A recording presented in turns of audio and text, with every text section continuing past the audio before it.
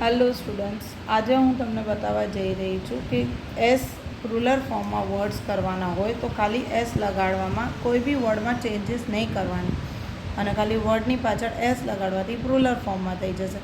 તો કયા એવા વર્ડ આવશે ત્યારે આપણે ખાલી એસ લગાડવાથી રૂલર ફોર્મમાં થઈ જશે? જ્યારે કોઈ બી નાઉન એન્ડ કરે છે કોન્સોનન્ટથી, it may be any consonant. 21 consonant word છે. કોન્સોનન્ટ વર્ડમાંથી કોઈ બી વર્ડ આવે છે અને એ લાસ્ટમાં હોય છે તો આપણે એને ખાલી એસ લગાડી દેવાનો, તો એ પ્રુલર ફોર્મમાં થઈ જાય.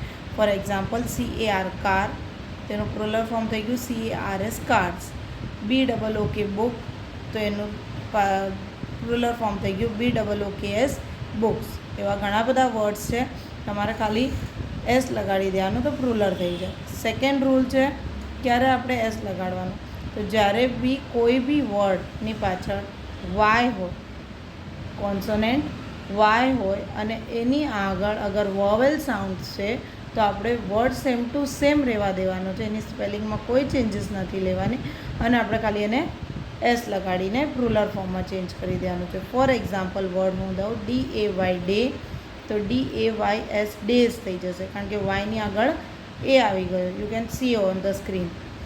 Second word I can say TOY toy, તો TOYS ટોયસ થઈ ગયું. આવા ઘણા બધા વર્ડ છે, મેં સ્ક્રીન ઉપર તમારી સાથે શેર કરેલા છે. બીજું કોઈ બી ડિટેલ્સ જોવે યા ક્વેશ્ચન્સ હોય, you can just DM me or in the comment box you can share me. Thank you.